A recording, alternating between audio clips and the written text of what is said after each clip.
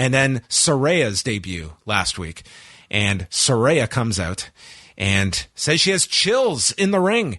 She is damaged, but she is not broken, and she is here to create change in the women's division. She is the revolution. And notes to the crowd that this has been a while. She's nervous, and she seemed it.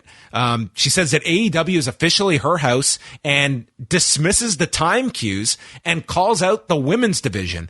And I was expecting like this procession, and out came Toni Storm, Athena, Willow Nightingale, Madison Rayne, and Sky Blue.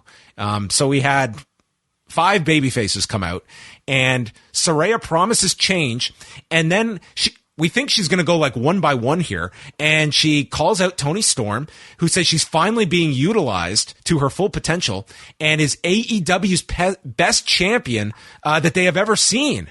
And even Toni Storm seemed like, okay, let's cool it here. Okay, there's been some great champions. First of all, like she's an interim champion, and unless intentional, it's a major slight to every single prior champion that's existed, including, your Hikaru Shidas and your Rihos and your Nyla Roses and your Thunder Roses, who is still technically the real champion right now. It was like some weird, like, playing off of Saraya that we saw from Toni Storm here. It was almost like she was like questioning like Saraya's motives here, but maybe that was like me reading too much into it. So then the heels come out. We've got Britt Baker, who confirms she has a broken nose and it was taped up. Rebel, Jamie Hayter, and Penelope Ford.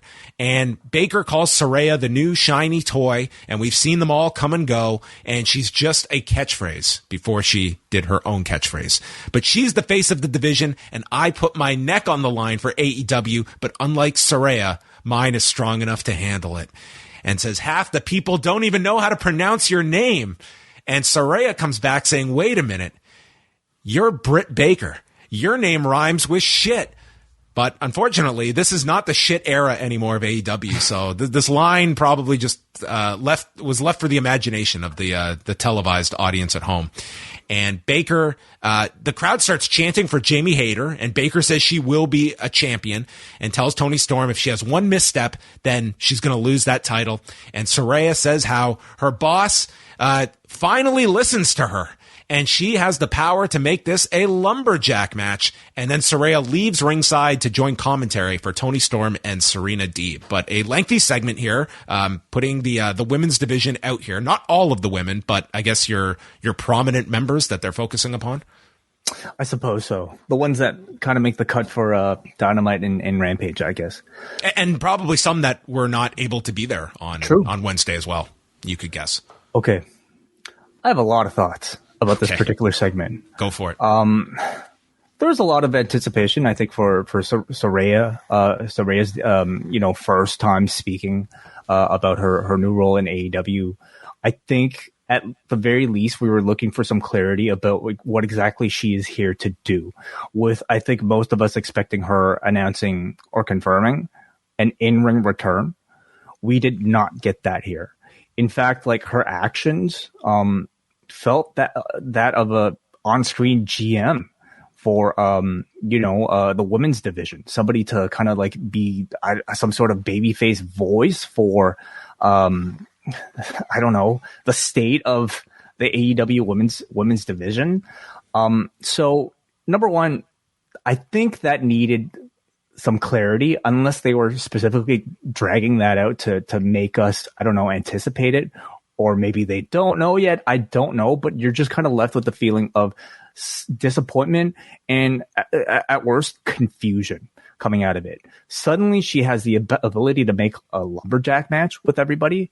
I don't really get that, because we've never had that in AEW itself. Somebody making a match for somebody else, like that they're not even really affiliated with. It's not like they're part of a faction. Yeah, we had Danielson, being able to book a match between himself and Daddy Magic off the top, but that's him.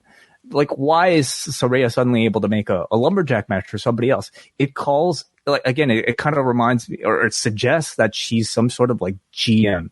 And at that point, you're suddenly asking, is AEW like going with a WWE trophy GM role for Saraya? Which would be awfully disappointing, but more importantly, it was awfully explained here. I felt it was good to have like a visual roll call for like the division. Hey, like these are all the characters we have now. These are the good guys and these are the bad guys. But I also didn't really like the way that they did it here, that almost kind of blanketed everybody as like, you're either on this side or on that side without any real character motivation as to suggest why Willow Nightingale and Tony Storm are suddenly friends. Why is Penelope Ford with Britt Baker? Has that ever been established? It kind of reduces everybody to just like very basic black and white roles rather than, people with depth and characters with depth. It certainly put a dampening on, I think, my anticipation for like what Saraya was here to do. She came in and she was kind of awkward on the microphone, and that certainly continued on commentary throughout the match. Yeah, I would say, I wouldn't say that like the promo was like, she sounded fine to me during the promo, but you could tell like it was like she said as much. Like I think she was really thrown by like the reaction from people, and has not done like a promo in a ring for a long, long time.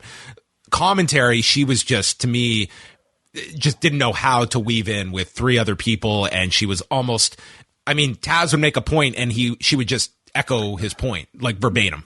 Yeah. To that, and maybe we'll talk about that a bit later after we talk about the match, but like about like just even her maybe being sort of like thrown off by the crowd's reception to her. I guess I can understand it, but I feel like it's more pronounced in an AEW style of television where we know that they're more so given kind of like, loose points and bullet points rather than in the WWE, where I thought Paige did a fantastic job as a GM.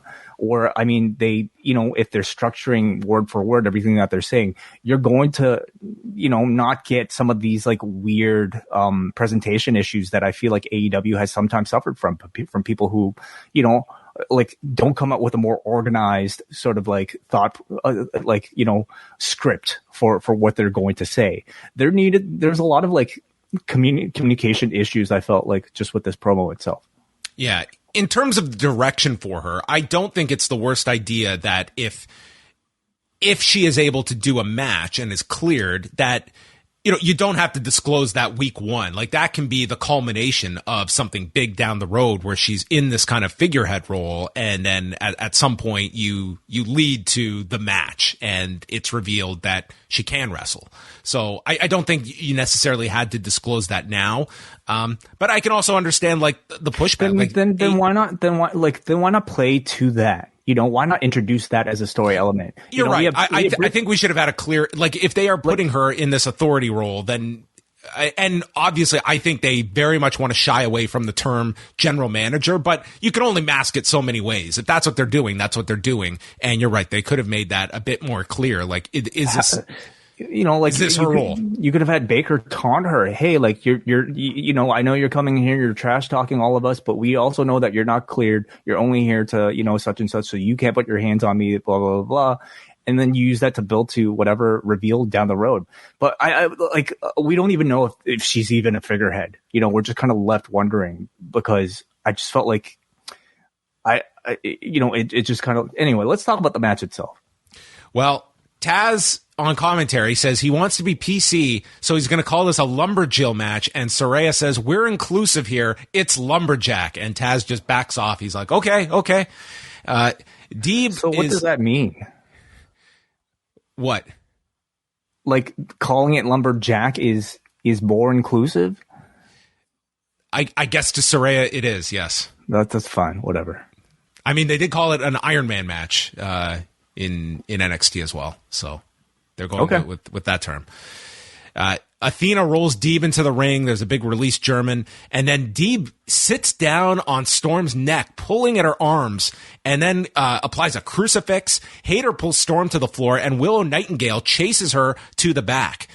Serenity Lock gets applied and Storm fights to the rope, and then she's caught in a half crab, escapes that and lands the hip attack, hits the Storm Zero, and there's a big near fall. Dragon Screw in the corner, but then Storm is on the turnbuckle with a Storm Zero off the second turnbuckle, and this keeps Deeb down in 11 minutes and 8 seconds. As I said before, I just thought Paige got lost on commentary with the other three. Yeah, admittedly, most of my attention was on Saraya, rather than like maybe the match itself. Like really, it was on the disappointment, I think, of the segment prior, as I was getting my thoughts down rather than the match itself. Like, I thought like the most egregious thing about this segment was the announcers putting over how brilliant her decision to create a lumberjack was for the women, as if a lumberjack match for the women was some sort of revolutionary idea, part of this like weird narrative that she's supposed to come in and to usher in this. She said it was the first time they've had a lumberjack match with the women in AEW, but yeah, she was also trying to make the point that with the numbers evened out, like Britt Baker can't get involved and doesn't have the numbers advantage that she usually has. So what is it, like fair matchmaking is what she's here to usher in? That's the revolution? Yes. Because, like, there's subtext here that, like, yeah, the AEW Women's Revolution has always been a point of criticism from the fan base, and she is somehow supposed to come in here to usher change to, I don't know, bring it to the forefront. I don't know if creating a lumberjack match was any sort of thing that the audience was demanding that, this division suddenly needed. And to somehow like push, like you had Taz say, what a wonderful matchmaking idea. Lumberjack match. Great job, Paige. This is revolutionary. Like that is silly to me. And overall, I just thought it was a bad performance from Saraya on commentary. Like she called this match like a Twitch stream. Like it didn't really sound like she was a character with any sort of like determination to actually like have some real story reason to like address problems and make this better. It sounded more like, hey guys, like let's have some fun here. Wow, that was a cool move, wasn't it? Lumberjack match. When was the last time that happened? Like there was really nothing of substance. And I even question how much she's been following AEW TV up until this point, because I didn't really get that sense watching this. The Twitch stream. Yeah. It's a good comparison. So this was not a home run for Saraya week 1. It really killed my point. it really killed my sort of like hype, from last week.